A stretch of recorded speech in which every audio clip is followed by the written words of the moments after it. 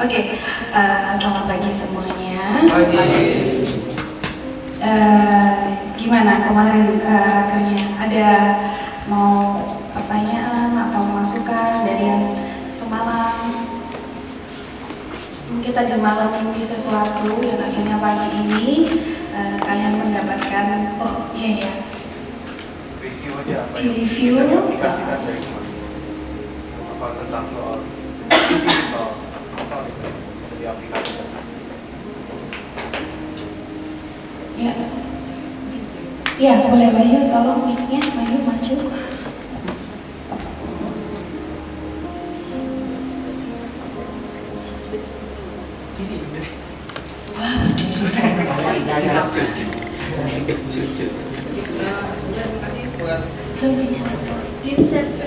Terima kasih buat Koko dan Tati sudah diberikan kesempatan Wahyu berbicara.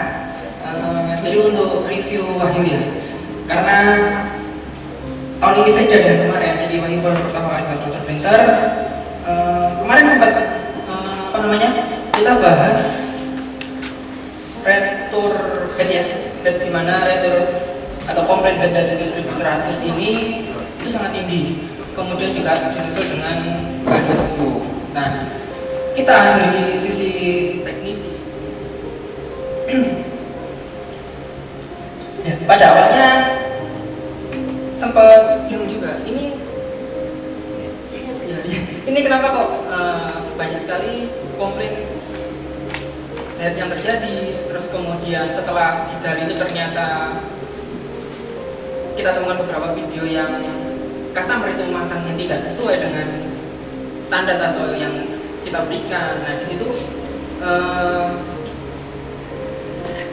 kemarin sempat dibahas bahwa memang customer ini harusnya kita edukasi. Jadi kita nggak bisa ngejudge kalau misalnya customer ini memang nggak bisa pasang. Justru kalau tidak bisa pasang, maka kita yang sebagai teknisi, maka kita harus edukasi mereka.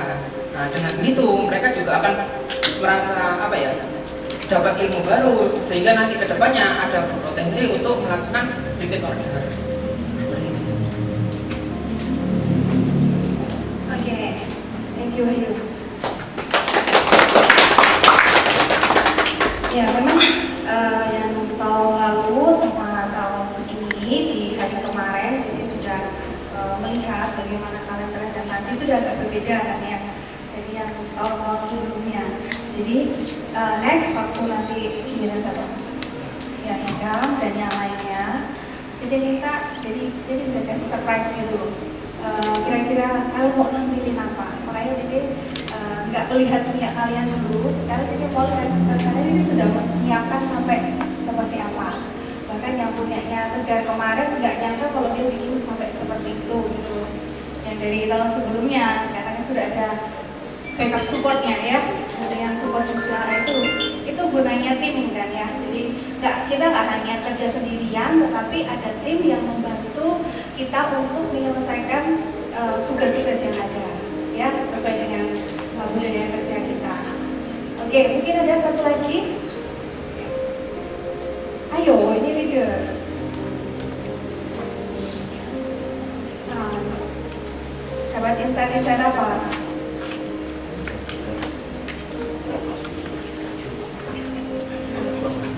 Ya, ayo.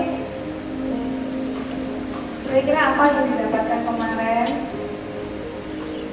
Apakah yang membedakan kalian di tahun 2024 nantinya di 2025? Yusri kayaknya. Oh, Agis. Sama-sama.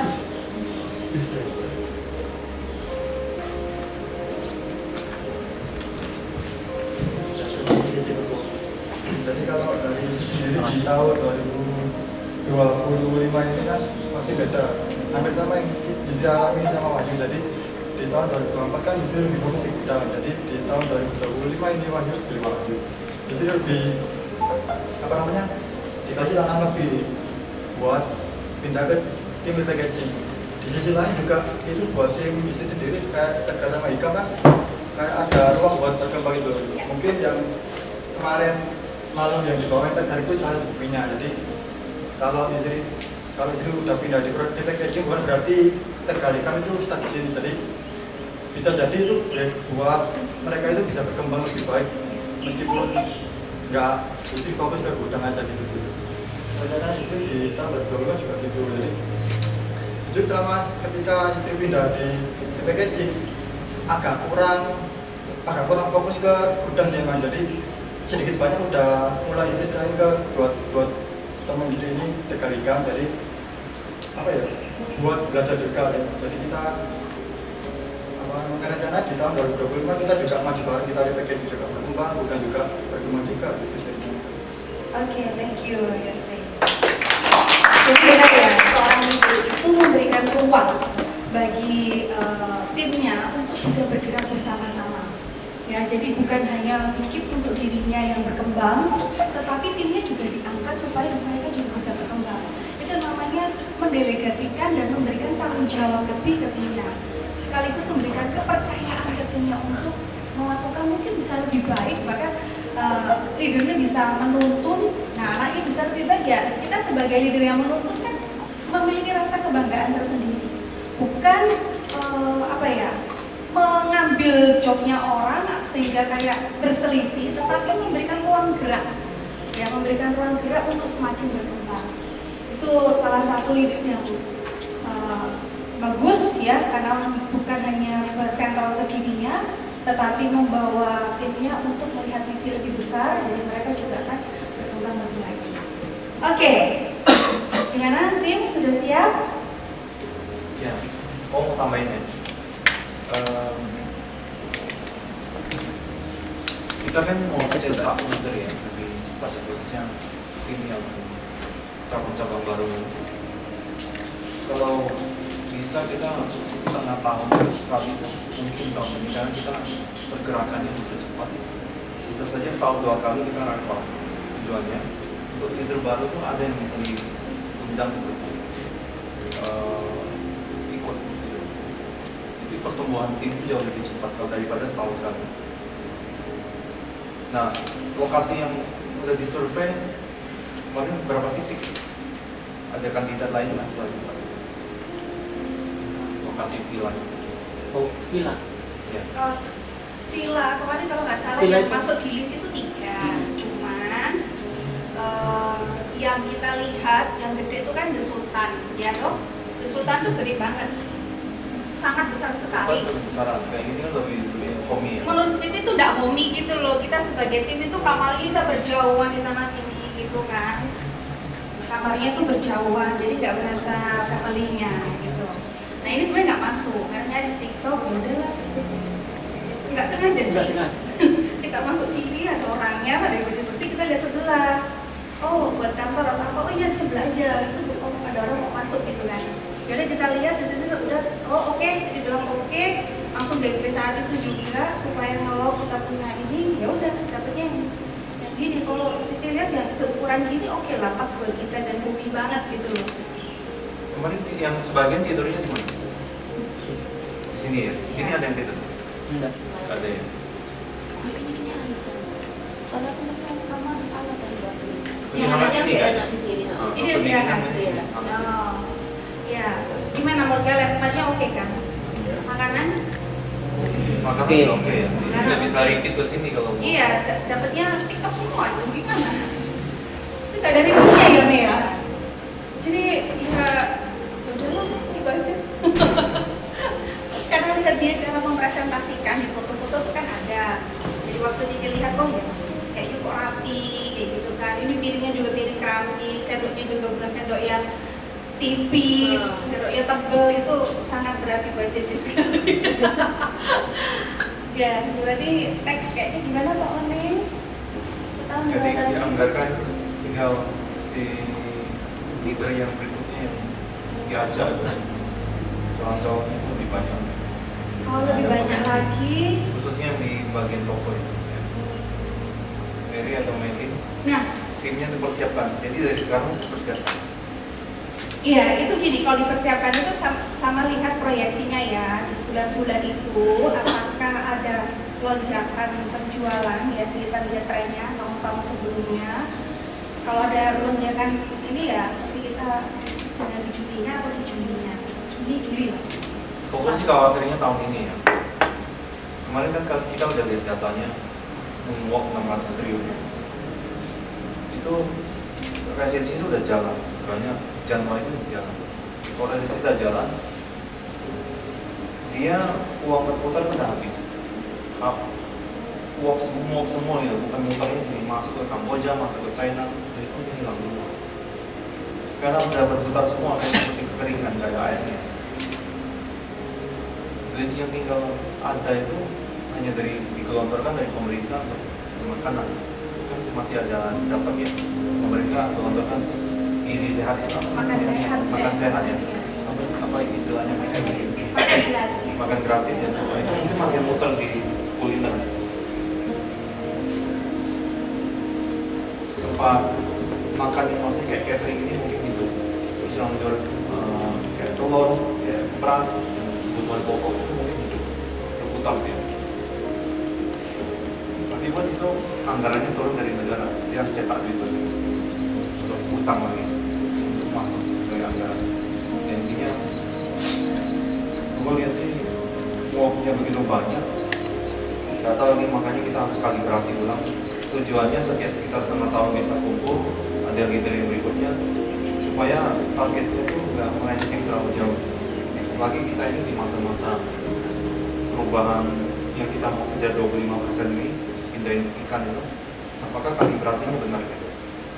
Kalau kita mau target ke situ, ternyata semakin melenceng kan ujungnya sampai di mana lama-lama. Jadi kalau udah agak miring sedikit, kita udah balikin lagi. Kalibrasinya dibetulkan nanti mana yang salah. Ya, sekalian kita cetak reader lebih cepat.